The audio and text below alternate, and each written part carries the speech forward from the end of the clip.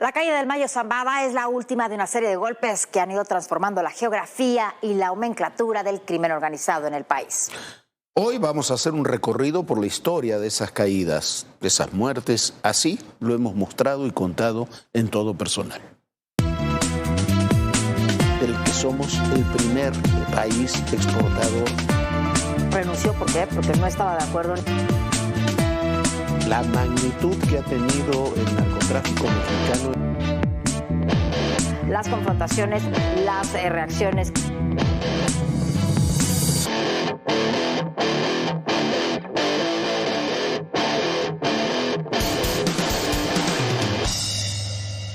Bueno, y debemos comenzar con el crimen que cambió todo el escenario del narcotráfico y la relación con los Estados Unidos. Me refiero al asesinato en 1985 del agente de la DEA, Enrique El Kiki Camarena, que terminó con la captura de Rafael Caro Quintero y de Ernesto Fonseca. Es Rafael Caro Quintero, el narco de narcos.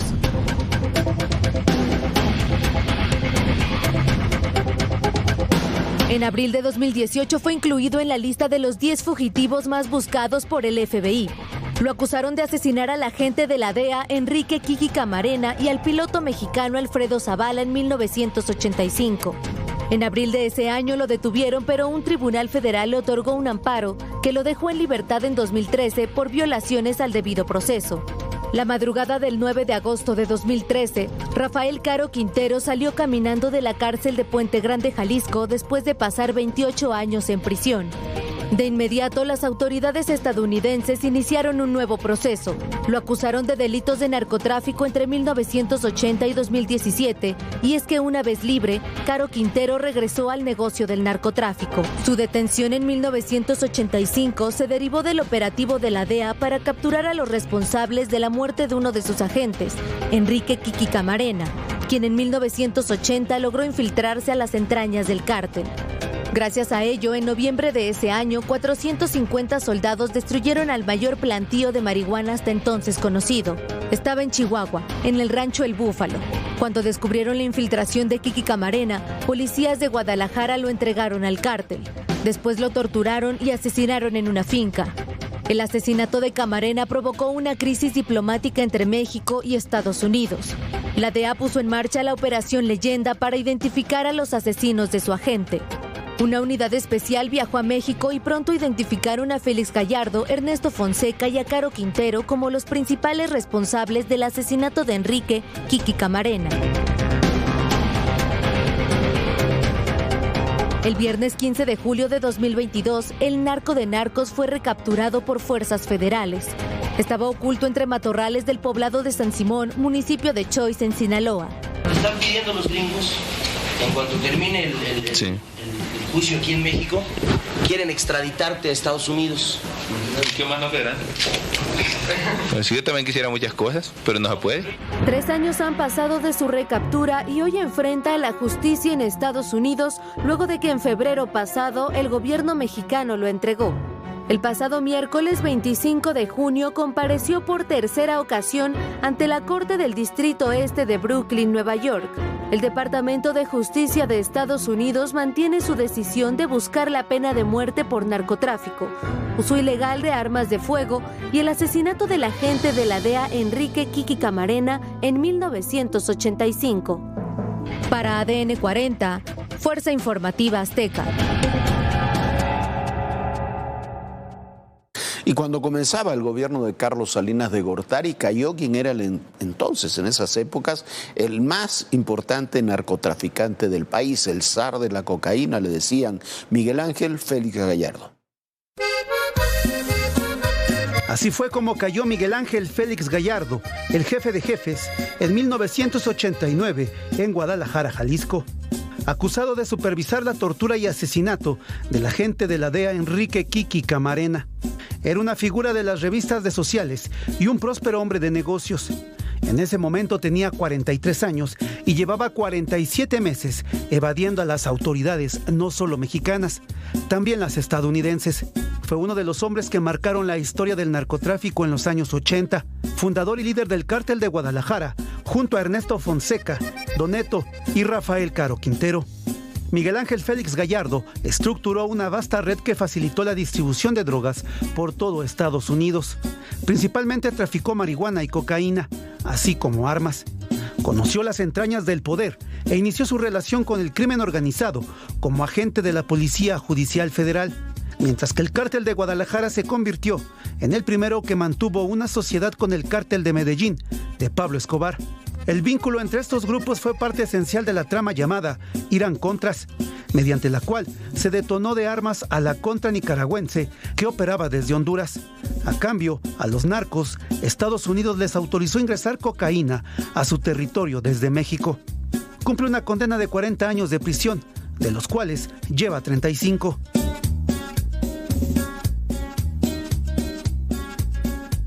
En 2019 comenzó una batalla legal para buscar la prisión domiciliaria, argumentando problemas de salud por su avanzada edad. Para 2022, un juez le otorgó la medida. Sin embargo, permanece en el penal de Puente Grande.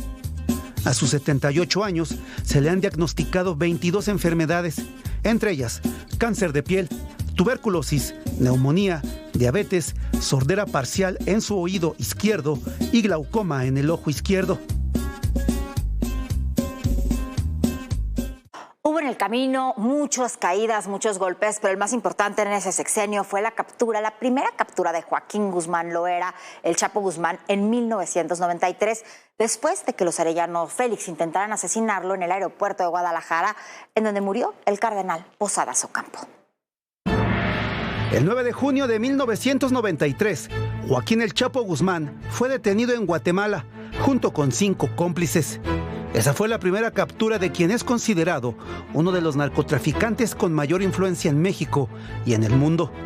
El Chapo Guzmán era buscado porque previa a su captura, el 24 de mayo ocurrió una balacera en el aeropuerto de Guadalajara, donde presuntamente sicarios de los Arellano Félix buscaban emboscar al Chapo, pero en el fuego cruzado murió el cardenal Posadas Ocampo.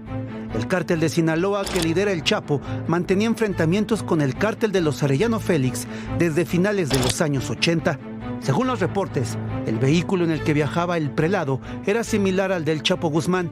Por ello, los sicarios dispararon en más de 30 ocasiones, de los cuales 12 disparos fueron contra el cardenal. En esta lluvia de balas, el Chapo escapó y fue visto en Tapachula, Chiapas. Para el 7 de junio, cruzó la frontera hacia Guatemala después de ser perseguido por militares y 48 horas después, autoridades del país centroamericano lo capturaron en el puente internacional Talismás sobre el río Suchiate. La detención del Chapo y el asesinato de Posadas fueron el principio de una serie de sucesos que en la década de los 90 provocaron una desestabilización. La lucha de los grupos del narcotráfico fue violenta, mientras que en 1994 el Ejército Zapatista de Liberación Nacional abrió otro frente, a lo que siguió el magnicidio de Luis Donaldo Colosio y le siguió la de Ruiz Massieu. Para el 22 de noviembre de 1995, el Chapo fue trasladado al penal de Puente Grande debido a los rumores de que planeaba fugarse. Y así lo hizo el 19 de enero de 2001, pero en Puente Grande, en el penal que decían era de máxima seguridad. Y en 1995, ya con el gobierno de Ernesto Zedillo, se dan 2 importantes caídas. Por una parte es detenido el entonces principal socio del Chapo, Héctor Luis El Güero Palma, al desplomarse la avioneta en la que se transportaba. Su historia con el secuestro y asesinato de sus hijas es una historia terrible, pero es también una historia de la extrema violencia que se comenzó a vivir desde entonces hacia aquí. El Güero Palma está en el penal del Altiplano, Estado de México. Lo detuvieron en 1995 y fue extraditado a la Unión Americana en 2007. Pasaron los años y después de mostrar buena conducta fue liberado en 2016. Ese mismo año fue repatriado a México para ser recluido en el Altiplano. La madrugada del 4 de mayo de 2021 salió del penal luego de ser absuelto por un juez del delito de delincuencia organizada. Sin embargo, agentes federales lo esperaban en la puerta para recapturarlo. Con el ascenso del nuevo imperio criminal de Sinaloa comenzó una desgarradora guerra por el control de la frontera con los hermanos Arellano Félix, líderes del cártel de Tijuana. En medio del conflicto entre estos dos grupos criminales, un sicario venezolano le propiciaría la mayor de sus tragedias. Enrique Rafael Clavel Moreno se infiltró en la organización del Chapo y el Güero y, aprovechando las constantes ausencias de Palma Salazar, se acercó a su esposa Guadalupe Leija, hasta convertirse en su amante. Ella quedó tan impresionada con el venezolano que aceptó abandonar a su marido. Incluso se llevó a sus 2 hijos. La pareja le robó al capo mexicano $2 millones con los que huyeron a Estados Unidos. Ahí Rafael Clavel asesinó a su amante, le cortó la cabeza y se la mandó en una hielera a Palma Salazar. Semanas después le hizo otra entrega. Era un video donde le mostraba cómo lanzó a sus hijos Natalie y Héctor, de 4 y 5 años de edad, desde el Puente de la Concordia en Venezuela. El dolor fue insoportable para el Güero Palma. Ordenó torturar y asesinar a 9 amigos y familiares de los Arellano Félix. Ajustes de cuentas que cambiaron el código entre narcotraficantes para no agredir a familias. Casi simultáneamente era detenido y extraditado a los Estados Unidos el jefe del Cártel del Golfo, Juan García Ábrego. Su sucesor, Ociel Cárdenas, fue detenido un poco después y en enero del 2007, junto con otros narcotraficantes, fue extraditado a los Estados Unidos. Ociel Cárdenas acaba de quedar en libertad. Juan García Ábrego era conocido por ser uno de los narcotraficantes más sanguinarios y uno de los primeros en ser de los 10 más buscados por Estados Unidos. Líder del Cártel del Golfo, tenía el control del noreste de México para el tráfico de cocaína. Según reportes, era tanta su confianza que, pese a ser buscado por las autoridades de Estados Unidos, se paseaba por las calles de Monterrey sin equipo de seguridad. Su suerte cambió el 14 de enero de 1996, cuando fue detenido en un rancho. De inmediato fue extraditado al país vecino, pues tenía la doble nacionalidad. En la actualidad, purga 11 cadenas perpetuas por delitos contra la salud. Las autoridades le calcularon una fortuna de más de $2,000 millones entre negocios de autotransporte, una fábrica de acero, una planta empacadora de carne y varios ranchos. Su sucesor, Ociel Cárdenas Guillén, conocido como el Matamigos, se quedó a cargo del Cártel del Golfo desde 1998. Encabezó uno de los grupos de mayor tráfico de cocaína y marihuana desde México hacia Estados Unidos. Usaba la extrema violencia para realizar sus negocios. En marzo del 2003 fue capturado y con ello comenzó una desestabilización dentro del grupo criminal, que terminó dividiendo al Cártel del Golfo en el noreste, los Metros y los Escorpiones, mientras que su grupo de élite se convirtió en los Zetas. Para 2007, Ociel Cárdenas fue extraditado a Estados Unidos y 3 años después recibió condena de 25 años de cárcel. Estuvo recluido en la prisión de máxima seguridad de Colorado, donde actualmente está el Chapo Guzmán y Alfredo El Mochomo Beltrán Leiva. En diciembre de 2024, Ociel Cárdenas fue deportado a México, donde de inmediato quedó bajo la custodia de autoridades federales. Enfrenta 7 procesos penales en nuestro país, uno de ellos por un homicidio cometido en 2007.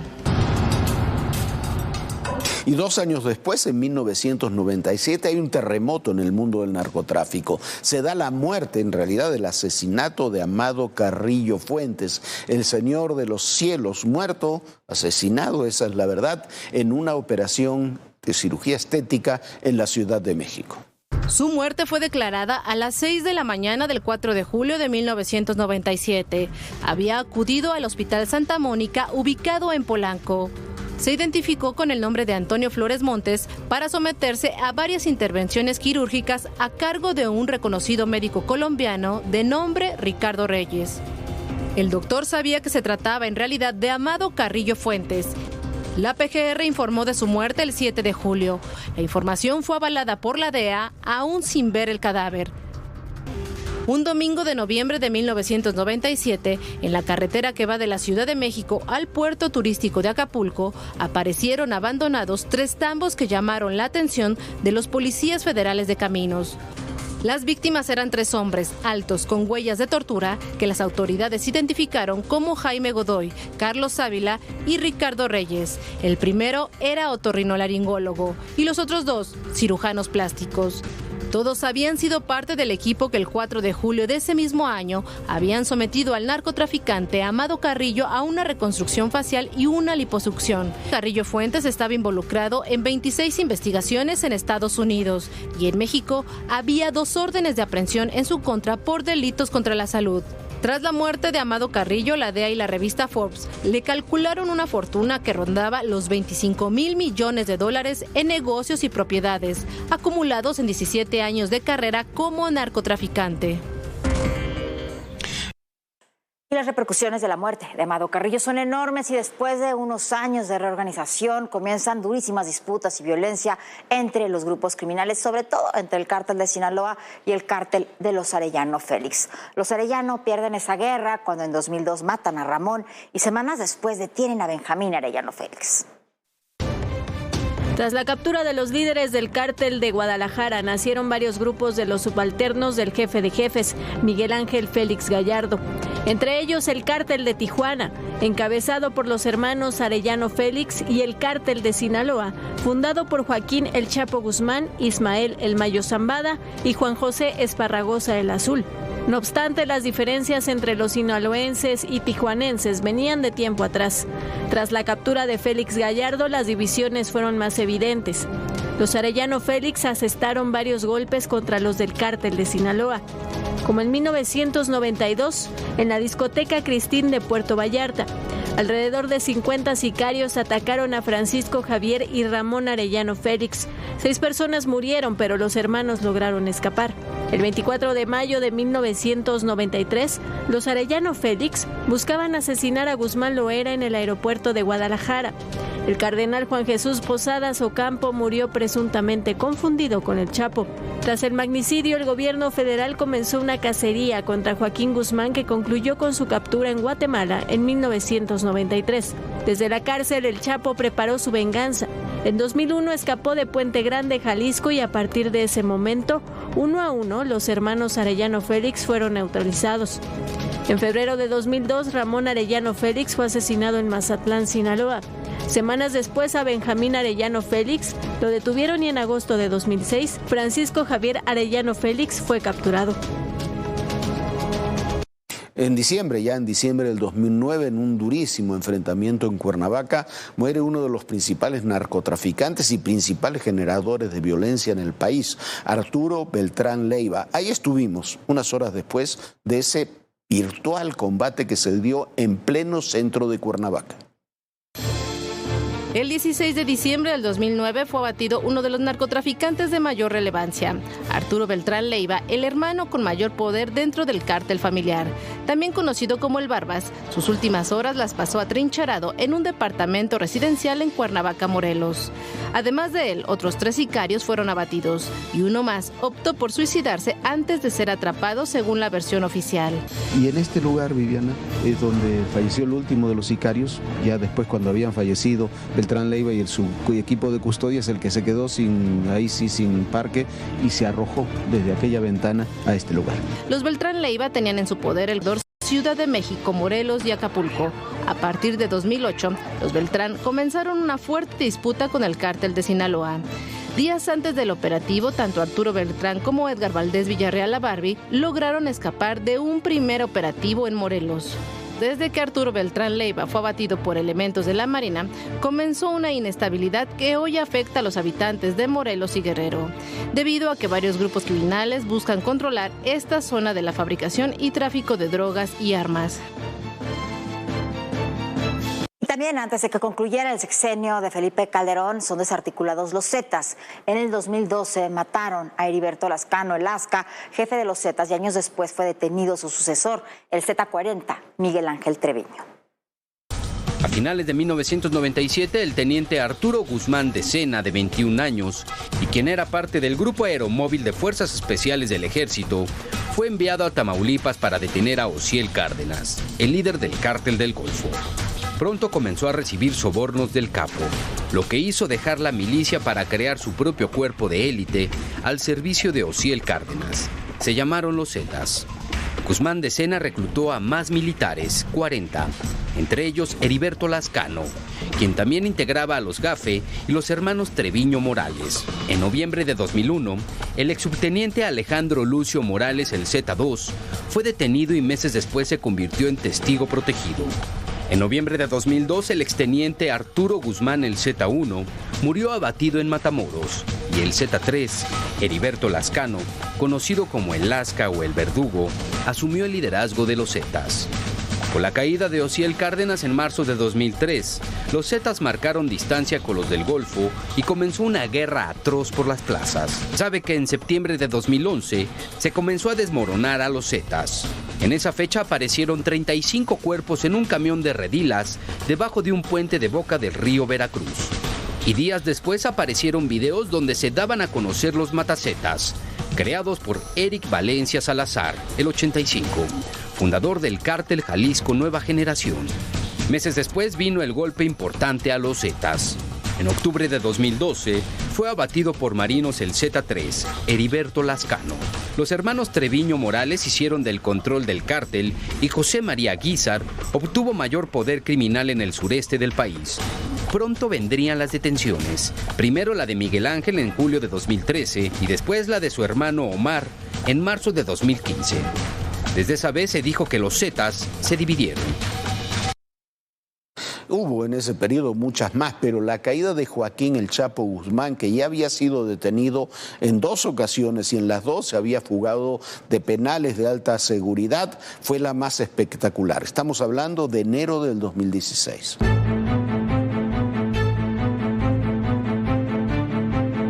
Joaquín El Chapo Guzmán se convirtió en el narcotraficante más mediático.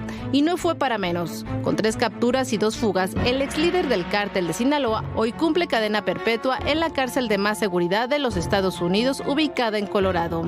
Tras su primera fuga del penal de Puente Grande, Jalisco, en 2001, la cual ocurrió con la ayuda de 20 empleados, el Chapo logró evadir la seguridad tras salir dentro de un carrito de lavandería.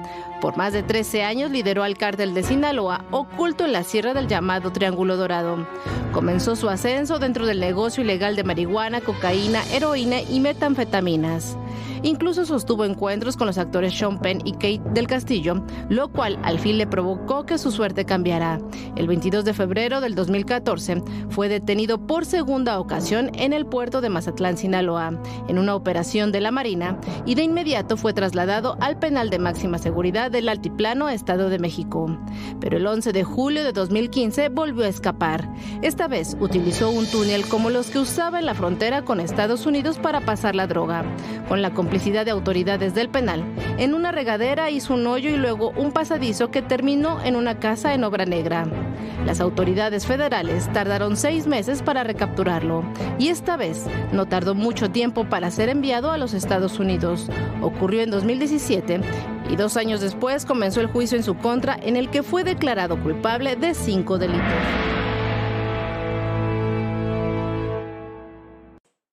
Y el último gran operativo, después del fracaso provocado por el culiacanazo, es la detención de Ovidio Guzmán en enero del 2023 en Jesús María, en Sinaloa.